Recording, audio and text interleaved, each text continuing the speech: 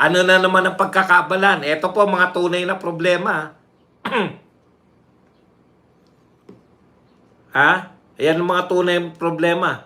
Worse tayo pagdating sa tourist. Pinakadelikadong bansa. Yan po yung nababasa ng mga turista eh. Ano pa yung binabasa ng turista? Yung kanilang travel advisory. Yung mga mayayamang bansa po, nagbabasa yan ng travel advisory. Tayong mga Pilipino, kung saan naman pinakadelikado, doon tayo. Bakit? Mataas ang sweldo doon. Doon tayo. Nagre-recruit ngayon sa Israel. Israel, di ba lagi hindi tumitigil ang bombahan dyan? Mataas ang sweldo. Wala tayong pakialam sa mga travel advisory. Sa Ukraine tayo.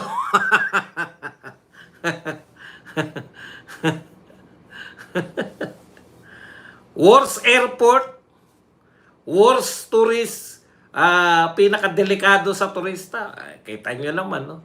Kidnap for ransom. Alam nyo po, isa lang ang makidnap for ransom na ibabalita po yan dun. I-interviewin yung karanasan mo sa Pilipinas nung ikaw ay kinidnap for ransom. Kukwento yan. Wala nang pupunta. Koreano pa yan, ha?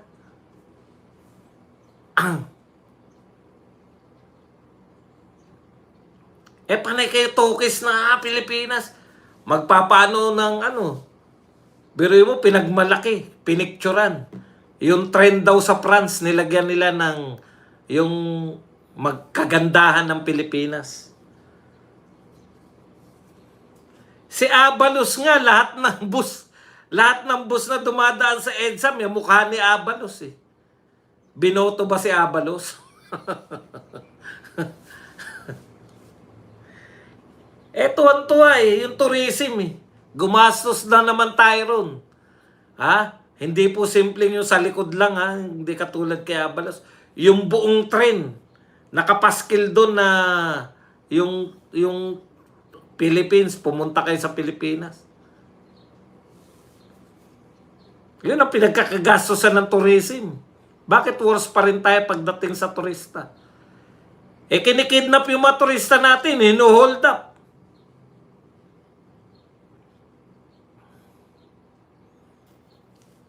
Kita nyo naman ang mga announcement ng ating bagong PNP chief. Imbis po na uunahin natin ang krimen, mga ganun-ganun. Putya, hindi. Ha?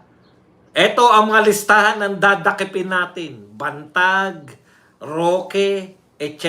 etc. May contingency na rin kami kay Senator Bato. Senador ng Pilipinas, may contingency na rin sila.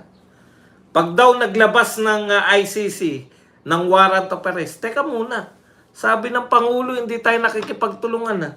Sabi rin ni Anticlaire Castro, hindi tayo nakikipagtulungan sa ICC. Bakit? May contingency na si Torre. Pag naglabas yung ICC ng ibang klase po tong gobyerno na to eh. Ang ganda sana kung target namin na dakipin lahat ng mga kriminal, yung tukoy na namin, yung mga drug lord na to. Wala. May pangalan bang drug lord na huntingin?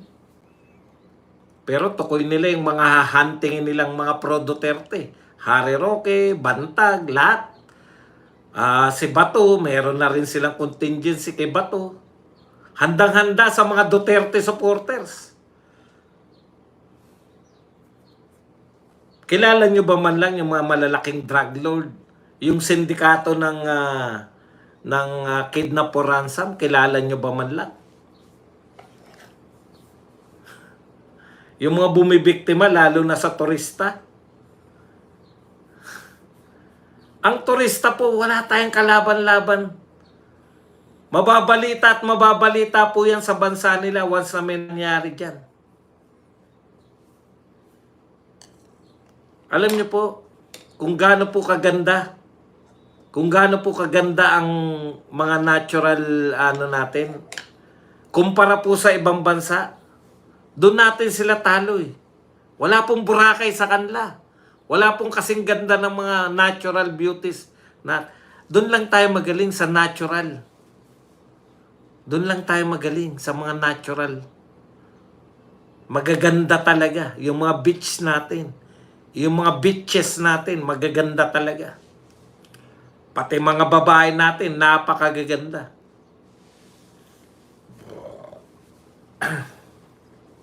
O, hindi. Huwag kang maniwala. Baka hindi ka pa nakarating ng Boracay. Sa picture man lang, tignan mo. Hindi ka naniniwala maganda yung Boracay? Kung pati Boracay, kino-question yung ganda, ay ano pa mangyayari sa inyo?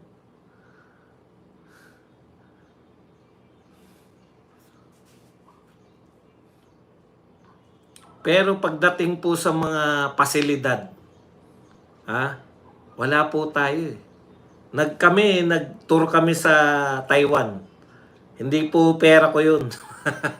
Sponsored lang nung araw pa. Nung ako'y na government employee pa, in-sponsoran kami ni Mayor. Tinur namin yung Taiwan. No? Alam mo nyo kung ano mga meron sila? Wala po silang yung kasing gaganda ng mga natural beauties ng ano natin eh. Pero meron silang mga pasilidad. Yung mga CR nila. CR, pupunta ka sa... yung mahaba yung mga biyahe, tapos ang CR nila. Grabe, ang gaganda.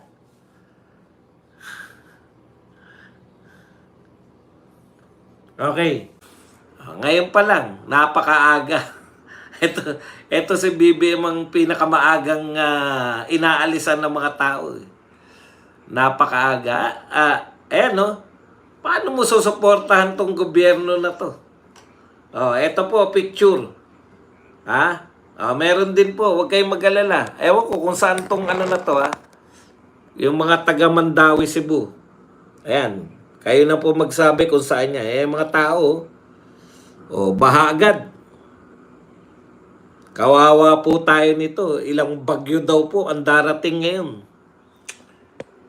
Alam niyo po ba yung pinagmalaki ni Marcos, yung pinagmalaki po ni BBM na 5,500 flood control project, natapos na po yun to 2024. Ngayon po, meron pong additional na 5,000.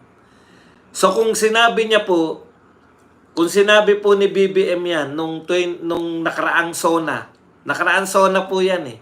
1 taon na po, di ba? Pinagmalaki ni BBM ngayong SONA ito, tapos umulan. Di ba? Ano yan eh, yung yung anong tawag doon, yan po yung nature's justice.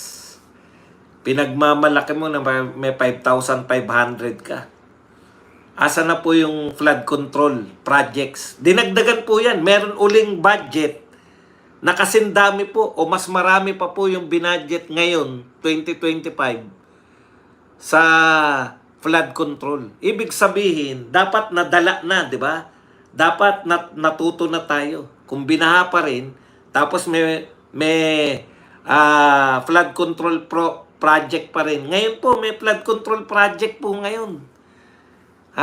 Bakit po hindi na pagmamalaki? Yun na nga eh. Paano mo ipagmamalaki yung wala namang epekto?